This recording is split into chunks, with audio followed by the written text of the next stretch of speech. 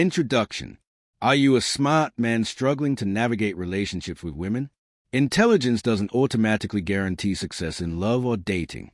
In this video, we uncover 9 common mistakes that even the smartest men make when it comes to women, mistakes that can silently sabotage relationships, attraction, and emotional connection.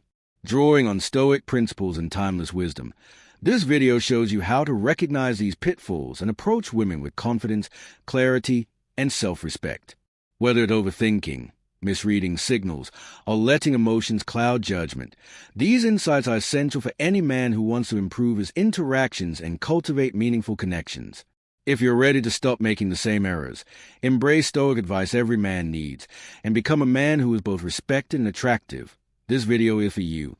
1. Overthinking every interaction.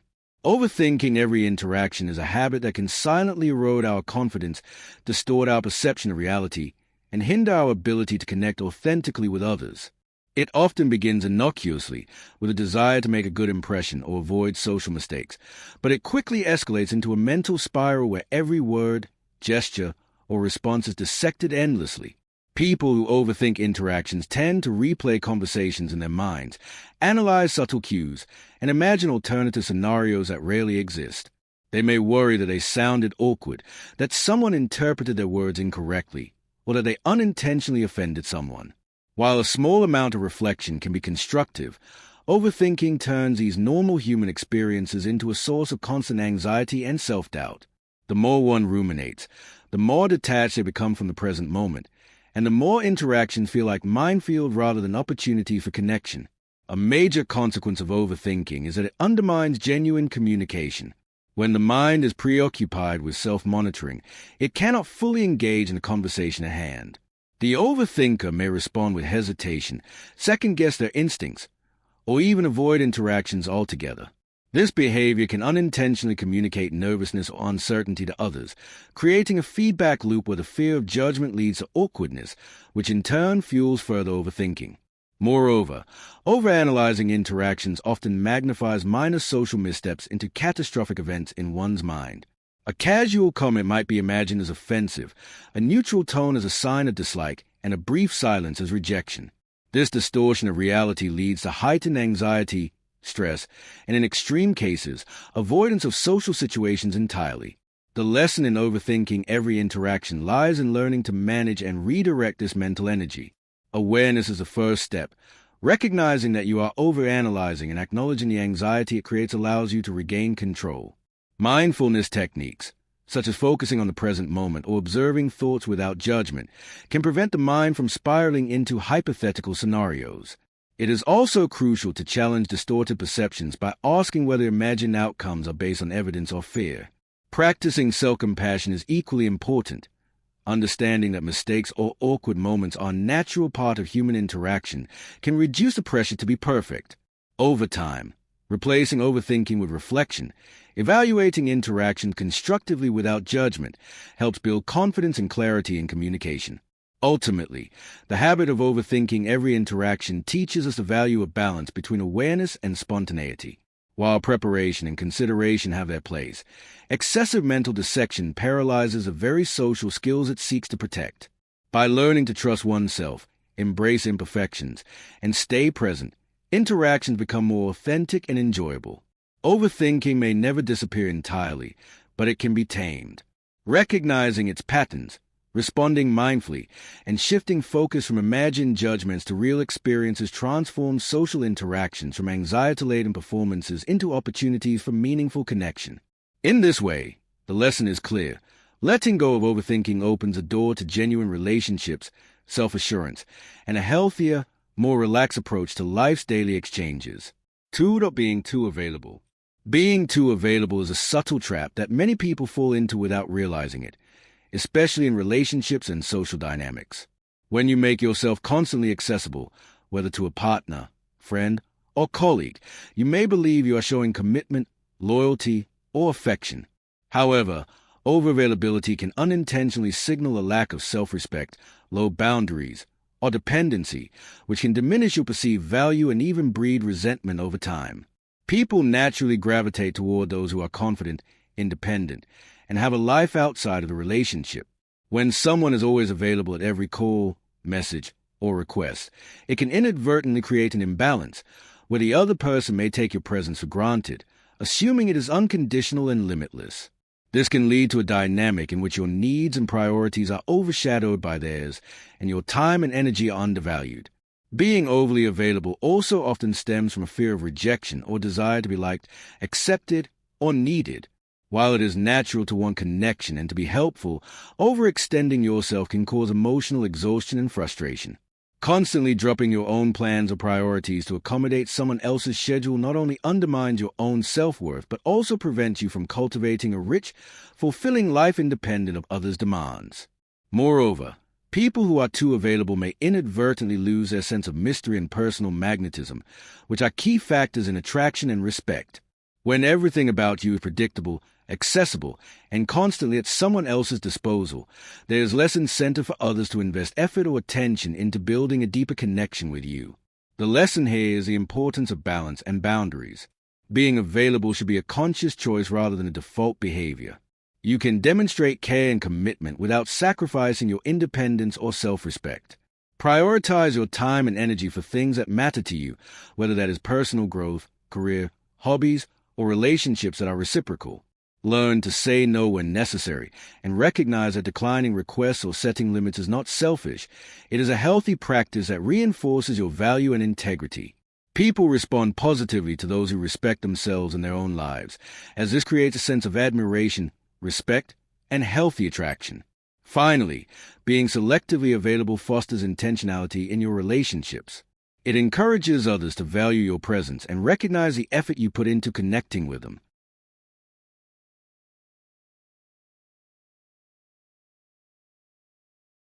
It also allows you to cultivate a richer, more balanced life, where your happiness and fulfillment are not entirely dependent on external validation. The ability to be present without being overly available is a mark of maturity, self-confidence, and emotional intelligence. By mastering the art of measured availability, you can maintain your independence while still being supportive, loving, and reliable presence in the lives of those who matter most. In essence, being too available is not a virtue. It is a lesson in understanding that respect, value, and attraction are deeply intertwined with the ability to honor your own time and boundaries. Ignoring emotional signals. Ignoring emotional signals is one of the most subtle yet damaging patterns in human relationships, both personal and professional. Emotional signals are the cues that people give, through words, tone, facial expressions, or body language, that indicate how they are feeling. These signals are often small, fleeting, or indirect, but they carry vital information about a person's inner state. When we ignore them, intentionally or not, we send a message that we do not value or understand the other person, which can erode trust and connection over time. People who frequently ignore emotional signals may do so out of habit, distraction, or discomfort with vulnerability, but the consequences are significant.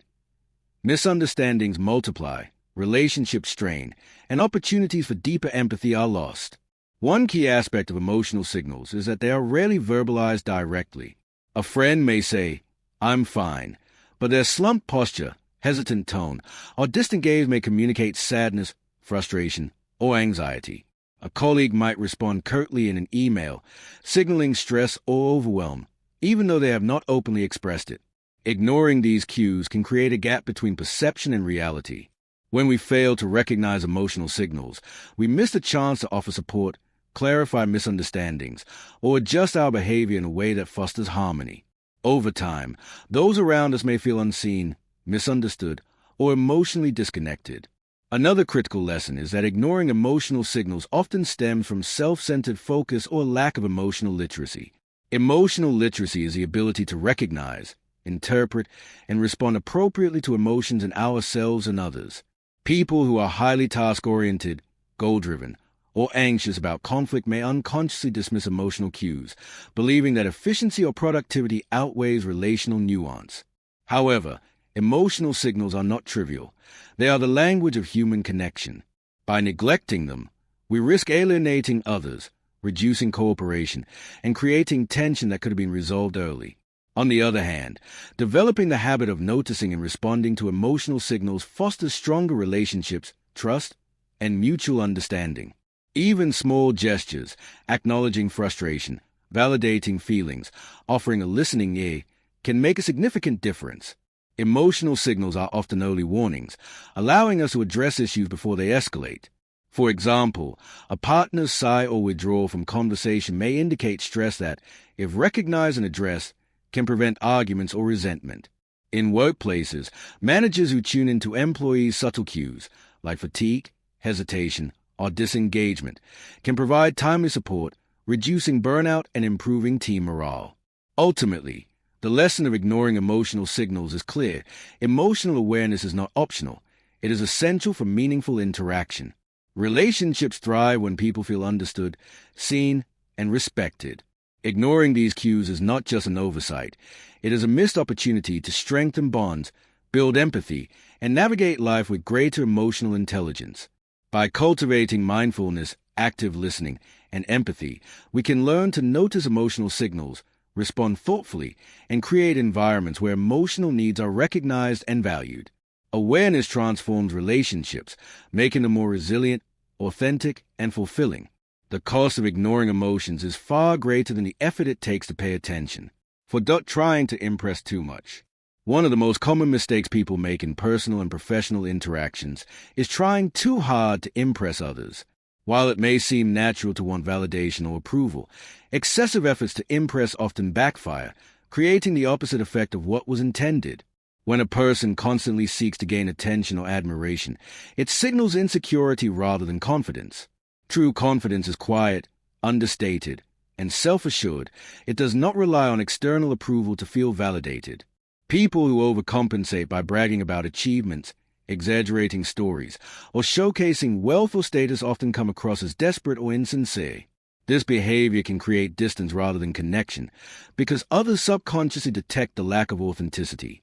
Trying too hard to impress also shifts the focus away from meaningful communication. Instead of engaging in genuine conversation or building a real connection, the person becomes preoccupied with managing perceptions.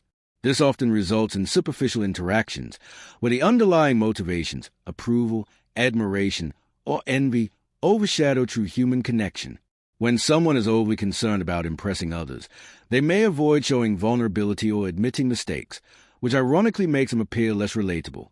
People naturally gravitate toward authenticity and humility, so attempting to appear perfect or extraordinary can unintentionally repel the very attention or respect one is seeking.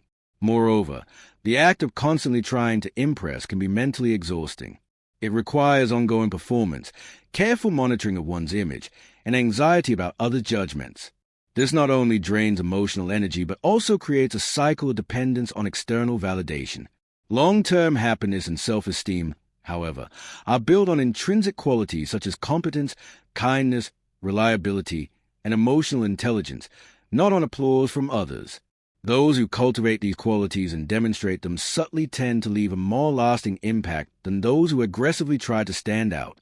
In relationships, whether professional, romantic, or social, trying to impress too much can distort dynamics. In romantic contexts, for instance, one partner may constantly perform or embellish their persona to win approval, which can create unrealistic expectations and eventual disappointment. In professional settings, constantly showcasing accomplishments without substance may earn short-term recognition but erode trust over time. The lesson is clear. Focus on being genuinely skilled, knowledgeable, and compassionate, and let these qualities naturally draw admiration. People notice and respect authenticity more than showmanship. Finally, learning to resist the urge to impress is a lesson in self-acceptance. It requires embracing who you are, acknowledging both strengths and weaknesses, and understanding that your value is inherent, not granted by others. By letting go of the need to impress, one can engage more fully, communicate more effectively, and build deeper, more authentic relationships.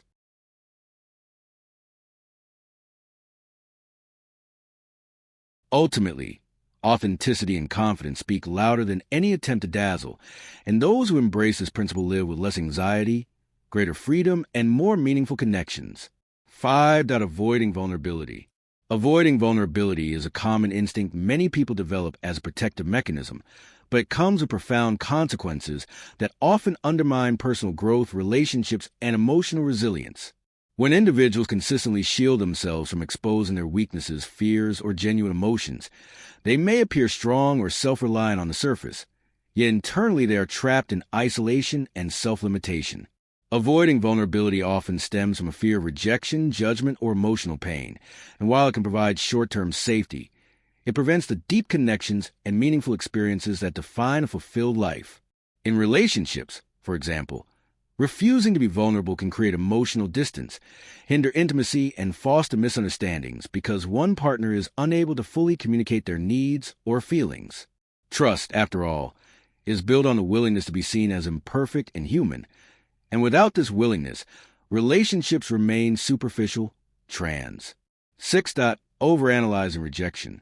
Overanalyzing rejection is a common pitfall that can significantly hinder personal growth, relationships, and emotional resilience. When faced with rejection, whether in love, career, or social settings, it is natural to reflect on what went wrong. However, overanalyzing occurs when reflection turns into obsessive rumination, and a person starts dissecting every word, gesture, or expression in an attempt to pinpoint the exact cause of rejection. This behavior is often fueled by self-doubt, fear of failure, and a desire for control in situations that are inherently uncertain. Overanalyzing rejection can lead to unnecessary mental anguish, anxiety, and a distorted perception of reality. Instead of learning and moving forward, individuals can become trapped in cycles of self-blame or overthinking, imagining scenarios that may not even exist. For example, someone rejected by a potential partner might replay a casual comment or perceived slight endlessly, interpreting it as a reflection of their worth, when in reality, the rejection could be due to factors entirely unrelated to them. Similarly, in professional settings, an employee denied a promotion may spend weeks SE. 7. Neglecting physical presence. Neglecting physical presence is a subtle yet powerful factor that can significantly impact relationships, personal development, and professional success. In today's hyperdigital world, where interactions are increasingly virtual, many people underestimate the importance of being physically present in their interactions. Physical presence is not just about showing up in a space. It encompasses body language, energy, attentiveness, and the ability to engage fully with the people and environment around you. When someone neglects their physical presence, they inadvertently signal disinterest, disengagement, or a lack of commitment, even if their intentions are otherwise. In personal relationships, this can manifest as appearing distracted, constantly checking a phone, or failing to invest time in meaningful face-to-face interaction. Over time, this creates emotional distance, erodes trust, and can leave others feeling undervalued. For example, in romantic relationships, a partner who rarely engages in shared physical experiences, like going on walks together, sharing meals without distractions, or simply sitting and talking, risks weakening the emotional bond. Physical presence communicates care, attention, and sincerity in ways that words alone cannot. In professional settings, neglecting physical presence can limit growth opportunities and diminish influence. Leaders who fail to actively engage with their teams in person or neglect to attend important meetings may be perceived as detached or uninterested, regardless of their competence.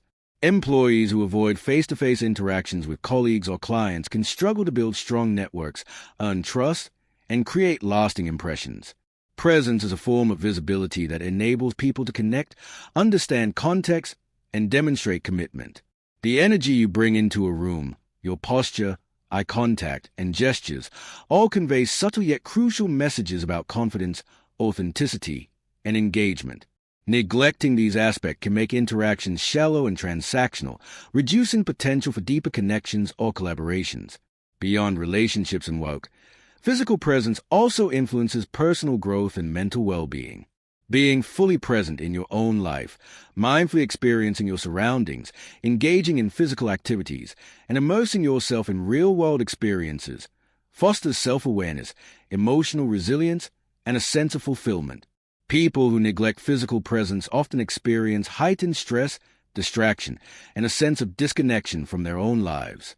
Mindlessly scrolling through screens, multitasking excessively, or avoiding social and physical engagement can lead to a loss of meaningful experiences, leaving life feeling fragmented and unfulfilling. Ultimately, recognizing and cultivating physical presence is a lifelong practice that requires conscious effort. It involves slowing down, paying attention, and prioritizing face-to-face connections and embodied experiences over superficial interactions. By valuing and nurturing physical presence, one can strengthen relationships, enhance professional credibility, and achieve a more balanced, connected, and authentic life. In essence, showing up fully with intention awareness is a lesson in respect, not only for others but for oneself. Neglecting it, on the other hand, is a silent erosion of connection, opportunity, and fulfillment that often goes unnoticed until the consequences become evident. 8. Relying solely on logic.